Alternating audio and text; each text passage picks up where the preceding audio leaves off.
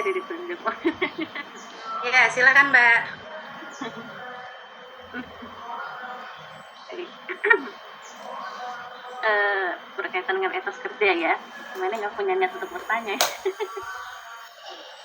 Berkaitan dengan etos kerja sebenarnya sampai hari ini juga sebenarnya masih menjadi problematik tersendiri di setiap lembaga pendidikan.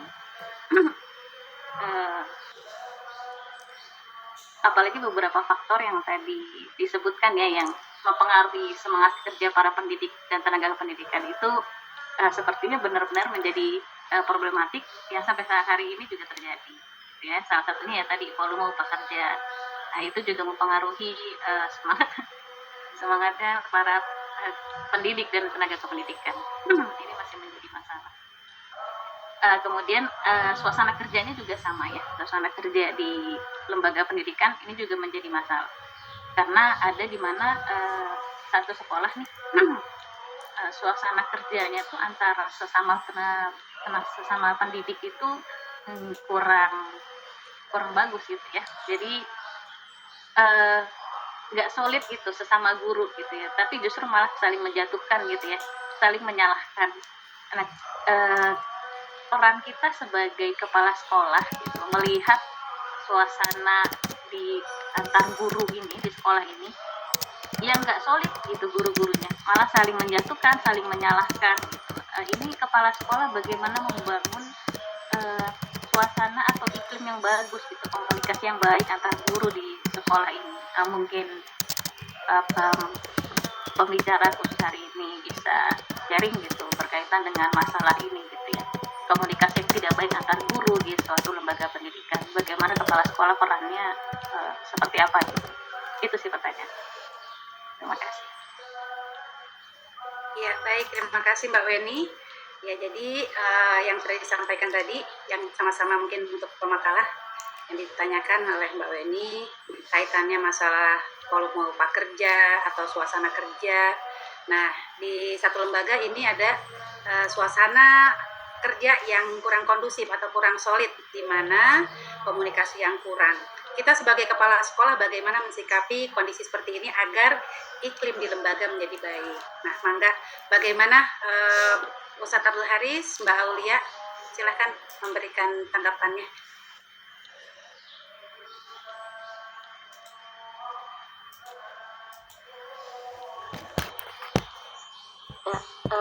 Pak Haris atau saya dulu yang menjawab? Boleh saya. Iya, boleh. Silakan.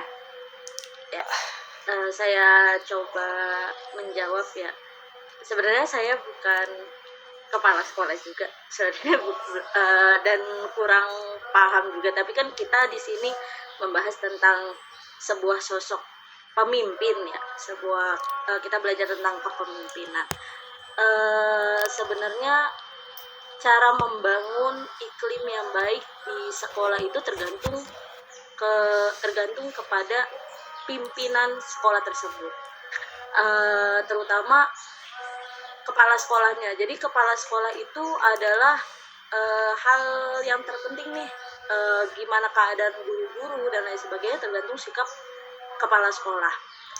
Menurut saya keterbukaan dan rasa kekeluargaan ketika seorang pemimpin mempunyai keterbukaan dan rasa kekeluargaan terhadap anggotanya, itu tuh sangat berpengaruh terhadap organisasi tersebut.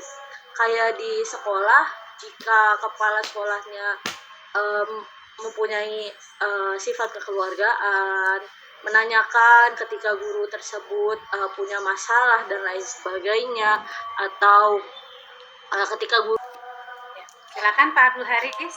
Ya, jadi yang pertama saya mohon maaf ya jika jawaban saya ini agak melenceng ya, karena saya bukan kepala sekolah dan saya menjawabnya dengan literasi yang saya dapatkan dari beberapa literasi yang saya dapatkan. Yang pertama, peran kepala sekolah dalam situasi di mana guru-guru tidak solid dan saling menjatuhkan sangat penting untuk menciptakan suasana kerja yang sehat dan produktif. kepala sekolah itu memiliki tanggung jawab utama dalam mengelola dan memfasilitasi hubungan antar guru serta memastikan bahwa lingkungan sekolah mendukung pembelajaran yang baik bagi siswa. Ketika ada ketidakharmonisan atau ada masalah yang terjadi atau ada perselisihan di antara guru-guru, maka kepala sekolah harus bertindak sebagai mediator dan pemimpin yang bijaksana. Bagaimana kebijaksanaan beliau itu bisa menyelesaikan masalah-masalah yang terjadi di antara para guru-guru. Ada beberapa hal yang mungkin bisa dilakukan oleh kepala sekolah, di antaranya mengidentifikasi akar masalah dari ketidakharmonisan tersebut. Kepala sekolah perlu mendengarkan keluhan dari kedua belah pihak, atau kalau seandainya ini guru-gurunya ada banyak, dari semua guru-guru yang berselisih, dan mencoba memahami perspektif masing-masing. Dengan berbicara langsung kepada guru-guru yang terlibat, kepala sekolah dapat menemukan masalah yang mendasarinya. Apakah itu terkait dengan komunikasi yang buruk, perbedaan pandangan dalam metode pengajaran, atau masalah pribadi antar guru. Setelah memahami inti masalah, kepala sekolah bisa memulai merancang solusi yang bersifat konstruktif dan berbasis pada kerjasama. Kepala sekolah juga bisa menciptakan forum terbuka yang memungkinkan daripada guru-guru untuk berbicara secara jujur tentang perasaan dan pendapat mereka. Namun dalam suasana yang penuh dengan rasa hormat dan suasana yang penuh dengan kekeluargaan dan tidak menyalahkan satu sama lain. Diskusi semacam ini bisa dilakukan dalam bentuk rapat atau workshop yang diadakan untuk meningkatkan komunikasi antar guru. Dalam rapat semacam ini, kepala sekolah bisa memberikan penekanan pada pentingnya kerjasama dan saling mendukung, serta mengingatkan bahwa tujuan utama mereka adalah meningkatkan kualitas pendidikan di sekolah. Jadi melepaskan dulu semua masalah-masalah yang terjadi, tapi fokus ke tujuan utama mereka, yaitu meningkatkan kualitas pendidikan yang ada di sekolah. Kepala sekolah juga perlu menanamkan pentingnya etika profesional dan saling memahami, saling menghormati di kalangan guru. Ini bisa dilakukan melalui pelatihan atau workshop tentang pengembangan diri dan kerjasama tim. Selain itu, memberikan contoh yang baik dengan menunjukkan sikap yang penuh pengertian dan objektif dalam menyelesaikan masalah yang sangat penting. Karena kepala sekolah itu juga mungkin menjadi motivator bagi para guru-guru yang lain. Jadi kepala sekolah juga bisa memberikan mencontohkan bagaimana perilaku yang baik itu. Karena kadang-kadang seseorang itu bisa didengarkan oleh orang lain manakala dia itu mengerjakan sesuatu yang dia sampaikan. Seandainya dia mengatakan kepada guru-guru jangan melakukan kegiatan buruk, harusnya dia tidak melakukan perbuatan buruk tersebut agar bisa dijadikan contoh atau bisa didengarkan oleh guru-guru yang lain. Itu tugas kepala sekolah. Makanya jadi pemimpin itu berat.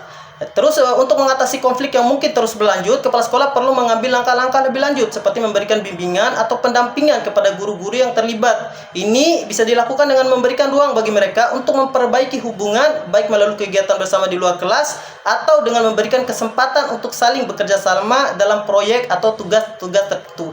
Jadi manakala ada guru-guru atau ada pihak-pihak itu yang bermasalah, harusnya mereka itu jangan semakin dijauhkan satu sama lain, tetapi kalau bisa mereka lebih didekatkan lagi agar nanti ketemu nih masalahnya di mana, dan biasanya mereka nanti lebih saling memahami satu sama lain. Jadi itu sih beberapa hal yang dapat saya tambahkan dari pertanyaan Bu Weni. Terima kasih. Ya, Masya Allah ya, Mbak Aulia, Ustaz Abdul Haris.